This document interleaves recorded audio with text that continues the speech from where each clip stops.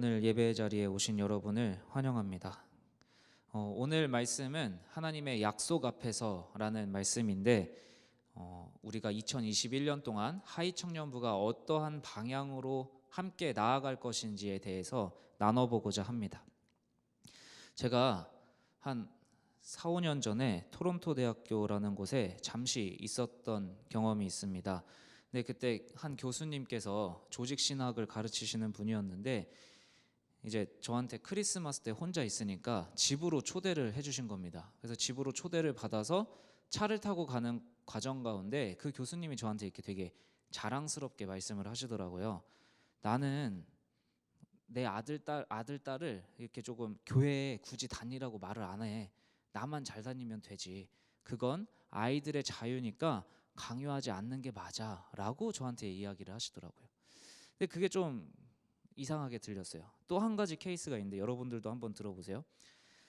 중고등부 때까지는 되게 열심히 다니는 아이들이었대요. 근데 교회를 열심히 다니다가 청년부 때 나오지 않아서 담당 목사님한테 물어봤더니 이런 대답을 하십니다. 부모님이 청소년 때까지는 열심히 다녀라. 청년부터는 너 자유에 맡기겠다. 그래서 안 나오는 거라고 저한테 인수인계를 해주셨습니다. 우리는 자녀의 자유에 하나님을 믿고 믿지 않는 신앙을 맡기는 이런 부모를 쿨한 부모라고 생각하기도 합니다. 오히려 억지로 교회를 데리고 나가는 사람들을 강압적인 부모로 조금 부정적으로 바라보기도 합니다. 근데 이 두 가지의 케이스를 들으면서 제 마음에 조금 불편한 생각이 들었어요. 무슨 불편한 생각이었냐? 그들이 잘못됐다 이런 게 아니라 하나님을 믿는다고 하면서도 정말 하나님을 종교로밖에 생각하지 못하는구나 라는 생각에 마음이 참 아팠습니다. 왜 이게 종교로만 생각이 되느냐? 그냥 여러 가지 종교 중에 교회를 선택한다라고 생각을 하는 거예요. 근데 사실 성경 어디에도 하나님이나 예수님을 그런 식으로 묘사한 부분이 없습니다. 이 두 케이스의 부모님들의 이야기를 제가 한번 이렇게 바꿔볼게요. 그러면 그 부모님들이 하신 말들이 얼마나 이상한지 알게 될 것입니다. 만약 이렇게 처음 캐나다의 교수님의 이야기를 이렇게 한번 바꿔보겠습니다. 제 아들과 딸이 저를 엄마라고 생각하라고 강요하지 않아요. 저만 자녀라고 생각해주고 베풀어주면 되죠. 저 쿨하죠? 뭔가 이상하지 않아요? 아니면 이렇게 한번 바꿔봅시다. 청소년 때까지는 나를 꼭 부모라고 불러야 돼. 그러나 너가 청년이 되면 그때부터는 너가 자녀야. 너의 자유야. 우리를 부모라고 부르든 안 부르든 다른 사람을 부모라고 부르든 그거는 너희의 자유야. 그러니까 청소년 때까지만이라도 나를 부모로 인정해. 여러분, 부모를 선택할 자유를 자녀에게 주는 부모를 우리는 쿨하다고 생각하지 않습니다. 귀찮아서 내 부모가 아닌 것 같아서 떠나는 자녀에게 내가 너 부모야 라고 간절하게 외치는 사람을 강압적인 부모라고 생각하지 않습니다. 그러나 우리는 내가 하나님의 자녀라고 이야기를 하면서도 하나님을 내가 선택할 수 있다라고 생각을 해요. 나는 하나님의 자녀지만 내 자녀에게 하나님의 자녀라고 되는 걸 선택권을 준다라고 생각하는 건 정말 하나님을 그저 종교로만 생각한다라는 겁니다. 교회를 오래 다녀도 하나님을 오래 배워도 하나님을 이렇게 모를 수 있구나라는 생각을 했습니다. 예수님이 나를 위해 죽으셨다라고 말로는 고백하면서 교회가 그저 종교기관 중에 하나로밖에 생각을 못하는구나라는 안타까움이 제 마음에 가득했습니다. 그래서 2021년 하이청년부의 방향성은 예수 그리스도를 믿는다라고 하는 나는 누구인지 내 정체성을 밝혀가는 시간, 내 정체성을 분명하게 하는 시간으로 삼고자 합니다. 정체성이 정말 중요하다라고 이 시대에 수많은 사람들이 이야기를 하는데 정체성은 절대로 저절로 생기지 않습니다. 한국에 태어났다고 해서 모두 같은 한국인이라는 정체성을 가질 수 없습니다. 역사의식도 마찬가지입니다. 독도는 우리 땅이라고 했을 때 당연하다라고 생각하는 이유는 감정적이거나 정서적인 이유가 많아요. 그런데 만약 막상 독도가 일본 땅이라고 하는 사람이 막 역사적인 자기들만의 논리와 근거를 막 대면 그 사람들 논리 앞에서 우리가 감정적으로 대응해봤자 그들을 설득할 수는 없습니다. 한국에서 태어나고 자라고 한국의 교육을 받아도 저절로 정체성이 확립되지도 감정적으로 그거를 대응해서도 설득이 되지 않는다라는 것입니다. 예수님을 믿는다라는 것도 마찬가지예요. 교회를 다닌다고 해서 우리가 그리스도인이라는 정체성이 저절로 생기지 않습니다. 예수님이 좋고 예수님이 나를 사랑한다는 확신, 경험이 있는 청년들이 아마 이 자리에 있을 겁니다. 그런 감정적인 경험과 정서는 우리 신앙의 매우 중요한 부분이면서도 끊임없이 우리는 하나님이 누구시고 나는 누구이고 나를 위해 죽으신 예수가 어떠한 의미인지, 그게 내 삶에 어떠한 이유가 되고 근거가 되고 의미가 되는지를 끊임없이 배우고 기억하고 되새겨야만 합니다. 왜냐하면 되새기지 않으면 여러분들이 옳은 길을 가고 있으면서도 지도가 없으면 이게 정말 맞는 길인지 불안하게 돼요. 이 사람 저 사람이 거기 이 길로 가면 안 돼요 라고 말하면 이 길이 아닌가? 점점 내 방향에 두려워지고 확신이 없어져요. 하나님을 믿는다고 하면서도 내 정체성이 바로 서지 않으면, 내가 가는 방향을 되새기지 않으면 끊임없이 두려움이 생길 수밖에 없다라는 겁니다. 그래서 하나님은요, 그 옛날부터 이 정체성을 매우 중요하게 생각하셨습니다. 오늘 우리가 함께 읽은 이 말씀은 하나님이 얼마나 그의 백성이 올바른 정체성을 갖기를 바라고 계시고 그 정체성을 어떻게 확립해야 되는지를 알려주시는 본문이라고 생각하면 훨씬 이해하기 좋을 것 같습니다. 여러분이 적어도 그리스도인으로서 이 땅에 살아가는 의미가 분명해지는 한 해가 되기를 축복합니다. 나는 누구이고 내가 무엇을 믿고 있는지 모르는 청년들이 있을 수 있어요. 그러나 내가 누구인지 분명히 알고 하나님도 알지만 내 정체성, 내 믿음을 다른 사람한테 온전하게 설명하기 또 힘든 청년들도 있을 수 있습니다. 그런 모든 청년들에게 나의 정체성이 하나님 안에서 굳건해지는 한 해가 되기를 간절히 소망합니다. 자, 첫 번째입니다. 우리의 정체성을 지켜내기 위한 하나님의 첫 번째 명령은 무엇이냐? 명령한 대로 행하라 라는 것입니다. 오늘의 말씀의 배경이 언제냐면요, 모세가 애굽에서 백성들을 이끌어냈어요. 그리고 이 40년 동안 광야 생활을 하다가 이제 하나님이 약속하신 가나안 땅 바로 앞에 다 도착하게 된 거예요. 거의 다 도착을 했어요. 그리고 그 앞에서 정신교육을 시키는 게 바로 신명기입니다. 왜 정신교육을 시키냐? 이 가나안 땅에 들어가기 전에 너희가 누구인지를 분명히 알아야지 가나안 땅에 전혀 다른 문화에 현혹되지 않는다라는 걸 하나님이 알고 계셨기 때문이에요. 그래서 하나님이 가나안 땅을 차지하라고 하시기 전에 가나안 땅에서 어떻게 살아내야 되는지를 알려주시는 것이 바로 신명기라는 책입니다. 하나님이 가나안 땅을 이스라엘 백성들에게 약속하신 거는요, 젖과 꿀이 흐르는 그 좋은 땅을 약속하신 이유는 그저 그들이 삼시세끼 배불리 먹으면서 행복하게 살라고 그 땅을 약속하신 게 아닙니다. 그럼 하나님의 말씀이 왜 가나안 땅을 약속을 했나? 그 목적이 무엇인가? 이스라엘 백성이 전쟁을 잘해서 그 땅을 차지하는 것도 아닙니다. 가장 중요한 거는 그 땅에서 하나님의 백성으로 살아내는 것이 가장 중요한 겁니다.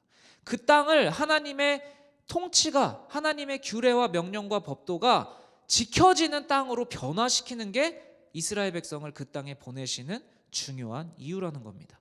근데 왜 그렇게 정신교육이 필요했느냐? 당시 가나안은요, 여러 신을 섬겼고 음란한 종교 문화가 가득한 땅이었어요. 사람의 부와 번영이 최고의 가치인 땅이었습니다. 그런데 하나님은 그 땅에 살아야 하는 과업을 주시면서 2절에 이렇게 말씀을 하세요. 평생의 하나님 여호와를 경외하며 규례와 명령을 지켜라. 경외는 뭐냐면요, 두려워하면서 사랑하라는 뜻이에요. 가나안 땅에 사는 민족보다 너희를 더 부유롭게 하고 번영하게 하는 그 가치를 너희의 마음에 새기라고 가르치신 게 절대 아니에요. 너희의 최고의 가치는 뭐다? 하나님을 경외하는 거다. 하나님의 명령과 규례를 행하는 것이다 라고 가르쳐 주시는 거예요. 하나님은 우리가 해야 할 일을 분명하게 말씀해 주시는 분이에요. 부와 번영을 이루기 위해서 노력하라라는 명령을 하시지 않고 하나님을 경외하는 데에만 집중하라라고 말씀을 하시는 겁니다. 근데 하나님을 경외하면 너희의 삶이 어려워질 거야, 괴로워질 거야 라고 약속하시지 않고 너희가 하나님의 경외에 초점을 맞추면 우리가 가난해지고 멸시되는 게 아니라 우리의 삶을 하나님이 책임져 주시겠다라는 약속을 하시는 겁니다. 오늘 하나님의 약속과 명령은 동일해요. 2021년에도 동일합니다. 그리고 일하시는 방식도 여러분 동일해요. 제가 말씀을 드릴게요. 하나님이 이스라엘을 부르듯이 그리스도인들을 부르십니다. 홍해를 건너면서 더 이상 너희는 애굽의 노예가 아니라 나의 백성이다라고 선포하신 것처럼 세례 의식을 통해서, 우리가 물로 세례를 받죠. 세례 의식을 통해서 더 이상 너희가 죄의 노예가 아니라 나의 자녀다라고 선포를 해주시는 거예요. 이 땅은 어떻죠? 이 땅은 가나안 땅하고 똑같아요. 부와 번영을 최고의 가치로 생각하는 이 땅에서 하나님의 말씀을 성취하라고 똑같이 우리를 선택해서 부르신 거라는 겁니다. 그렇기 때문에 우리가 관심을 가져야 될 거는 이 땅의 부와 번영이 아니라 하나님을 두려워하고 사랑하는 걸 나의 최고의 가치로 둬야 한다는 겁니다. 그때에만 하나님이 내 삶을, 우리의 삶을 책임져 주신다라는 믿음이, 그리고 그 정체성이 확립될 것이라고 말씀을 하시는 겁니다. 여러분의 하루하루를 하나님의 말씀으로 살아내는 게 그래서 이렇게 중요한 거예요.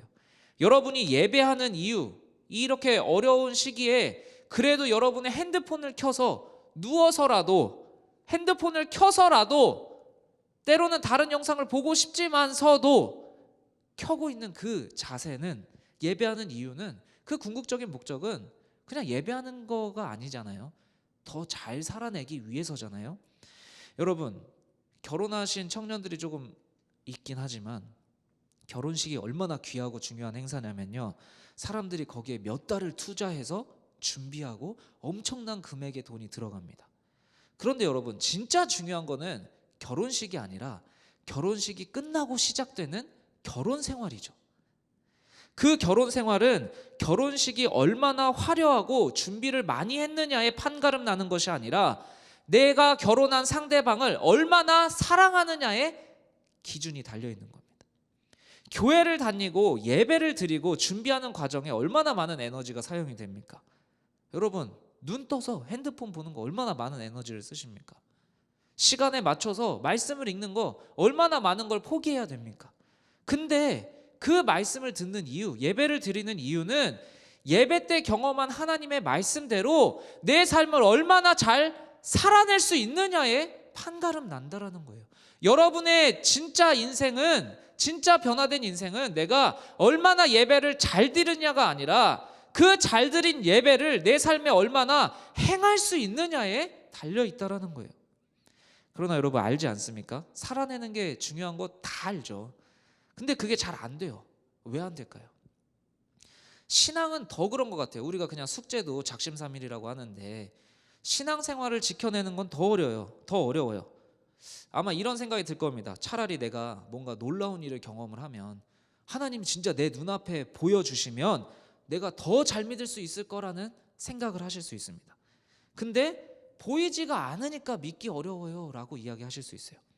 그래서 내가 믿어지지가 않고 보이지가 않으니까 내 삶을 행동하기가 참 어렵습니다 라고 이야기할 수 있어요. 그래서 한 가지 더 하나님은 이 중요한 이야기를 하시는 겁니다. 우리의 정체성을 확립시키기 위한 하나님의 두 번째 명령, 무엇이냐면 바로 들으라 라는 것입니다. 하나님은 3절에서 행하라 라고 말씀하시기 이전에 이렇게 말씀하십니다. 듣고 그것을 행하라. 우리는 행하기 이전에 들어야 합니다. 하나님은 너희가 행하기 전에 들어라 라고 명령을 하시는 거예요. 여러분, 예배 때 여러분의 귀는 정말 하나님의 말씀을 듣고 있습니까?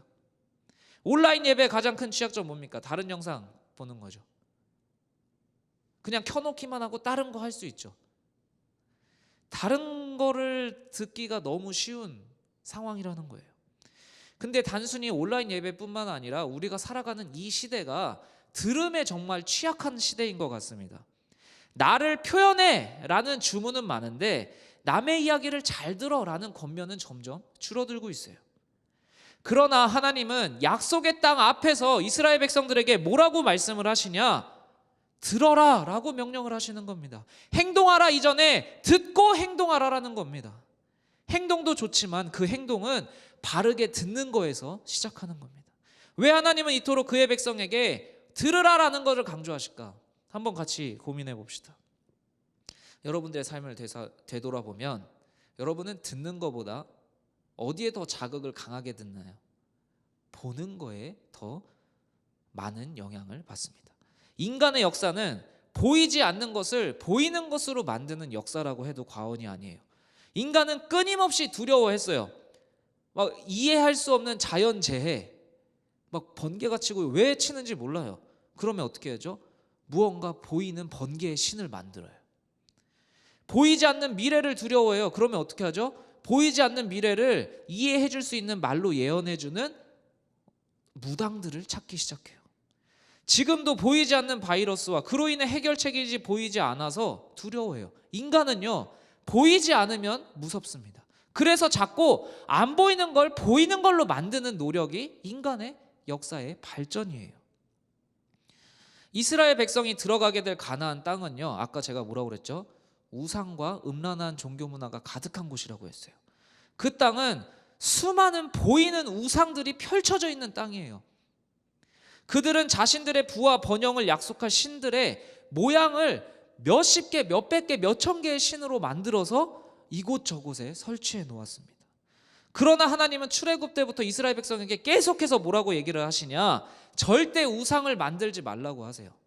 나를 보이는 걸로 자꾸 표현하려고 하지 마라. 그래서 하나님은 들으라라고 이야기를 하시는 겁니다. 모든 것이 보여지는 가나안 땅에서 거기에서도 끊임없이 하나님은 뭐에 집중하라고 하시냐면 오늘 1절 3절 그 뒤에 보시면 말씀을 가르쳐라, 말씀을 강론해라, 말씀을 기록해라 라고 명령을 하세요. 말씀을 그냥 듣고 끝나는 게 아니라 배워야 된다, 이야기를 나누어야 된다, 기록도 해야 된다.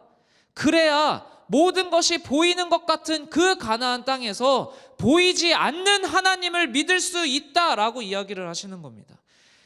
모든 것이 보이게 만드는 그 땅에서 보이지 않는 하나님의 음성을 들을 때에만 너희가 내가 준 정체성을 지킬 수 있다라고 말씀을 하시는 겁니다. 이 시대에 우리는 왜 하나님을 믿기가 어렵습니까? 모든 것을 보게 만드는 과학이야말로 진짜 신이라고 생각하기 때문입니다. 보이지 않았던 자연 현상을 보여주고 인식하지 못했던 우주를 보여줍니다. 그래서 과학이 증명해 준 건 답이 되고 과학이 우리의 미래를 결정해주는 해결책이라고 생각을 합니다. 그럼에도 여전히 보이지 않는 것들이 있고 보이지 않는 두려움이 여전히 우리 안에 있음에도 그 보이지 않는 것을 주관하시고 들으라라고 하시는 하나님의 우리의 믿음을 걸기가 어려워지는 겁니다. 그러나 여러분, 우리는 수많은 보이는 것들에서 여전히 보이지 않는 하나님의 음성에 집중해야 됩니다. 그 하나님은 오늘 2021년에도 이렇게 말씀을 하시는 겁니다.